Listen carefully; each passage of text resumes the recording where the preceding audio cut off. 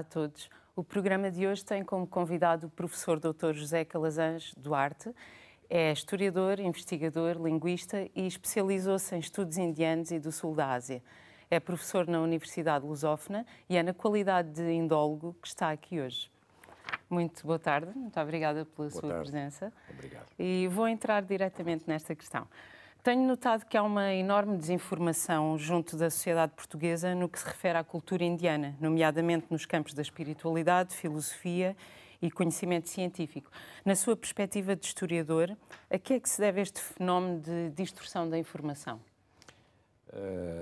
A razão principal, e não é a nossa relação com a Índia, que vem desde o século XVI, e eu fui o primeiro país a entrar em contacto direto e estabelecer-se na Índia. Portanto, não há uma razão histórica para não termos boa informação sobre a Índia. Mas isso deve-se, basicamente, ao ensino.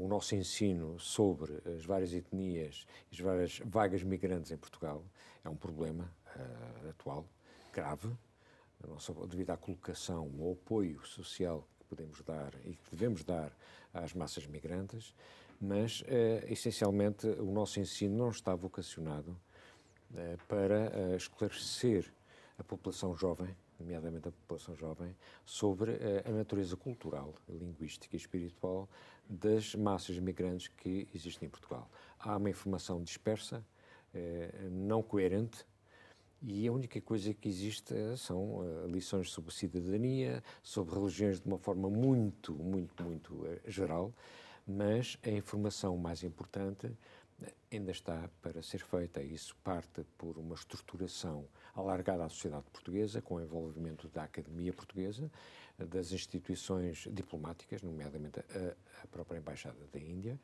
e de movimentos sociais e da população em geral que estejam vocacionados, neste caso concreto, para o hinduísmo. E claro que há uma desinformação também, porque o Ocidente apoderou-se de uma certa forma, e isto não é uma palavra negativa, mas apoderou-se com muita paixão pelo hinduísmo comercial, que já está distorcido e que julgam que esse é o hinduísmo original e genuíno, mas não é. E, portanto, isso tudo tem contribuído para uma falácia à volta do que é a cultura hindu. Acabou já por responder à segunda pergunta. De certa forma, eu ia perguntar de que forma é que lhe parece que podemos desmistificar e esclarecer, junto da sociedade portuguesa, estes mal-entendidos que têm sido cultivados ao longo dos séculos. É fundamental a diplomacia, visto que nada, e nós aqui estamos por causa do hinduísmo, só me vou referir estritamente à questão do hinduísmo e as relações com Portugal. A diplomacia entre Portugal e a Índia são fundamentais, porque a própria diplomacia inclui o aspecto cultural, comercial e cultural. E, portanto, a Índia e Portugal desenvolveram ao longo dos séculos uma relação cultural e comercial.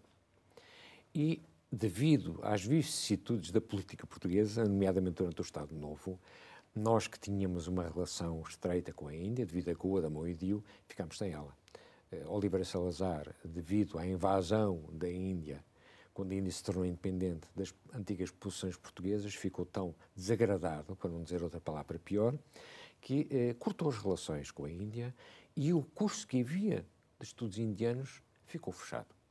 Ora, desde essa altura até 1993, Portugal ficou no ar relativamente a protocolos e de restabelecimento diplomático com a Índia.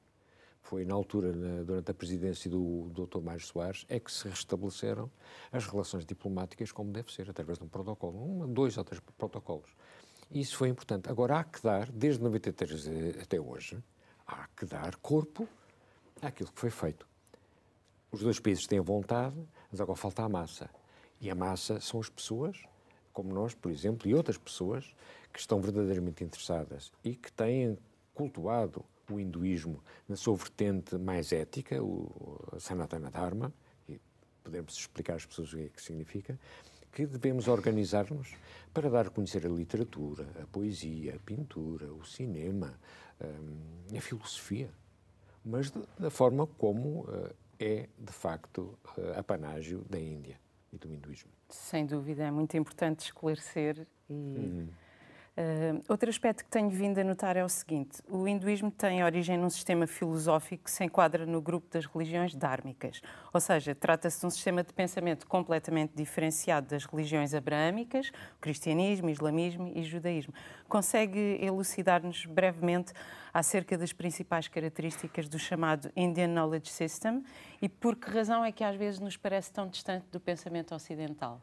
Exatamente porque o Ocidente tem distorcido a história do hinduísmo, devido ao comércio, devido a vários interesses privados, é que o atual governo indiano idealizou um método, tipo nutshell, para explicar ao mundo ocidental o que é o sistema indiano. E, portanto, fez um esforço bastante bem conseguido, bem arquitetado, sob o ponto de vista pedagógico, para explicar que a base do hinduísmo, que é a massa que liga tudo, incluindo os vários pontos de vista filosóficos, ou darshanas, pontos de vista, é o Sanatana Dharma. E o que é que significa Sanatana Dharma? São duas palavras compostas, sânscritas, da língua clássica da Índia, que, traduzido em grosso modo e linearmente para o português, será a ética universal. E o que é a ética universal? É o saber viver bem connosco e com os outros, com a natureza, com o universo, e tentar encontrar um equilíbrio com o cosmos. O objetivo principal é fazer da vida uma filosofia. Perfeito. Não é só uma coisa. Quando se fala de hinduísmo da Índia, as pessoas pensam logo yoga. Mas o yoga não é só isso. Praticar yoga não é praticar yoga. É um conjunto que inclui a alimentação, o pensamento, a filosofia, a ciência, teatro, dança. Tudo isso faz parte do Sanatana Dharma. É uma forma de viver, de estar na vida, de praticar a cultura e de estar em harmonia com o universo. E este universo, esta vivência do homem com o universo, obriga que o homem desenvolva um rito, um ritual. O ritual pode não ser religioso, é a forma como nós, de forma harmónica, nos colocamos na sociedade e o universo. Esta tentativa de equilíbrio é o Sanatana Dharma. Muito obrigada pelos seus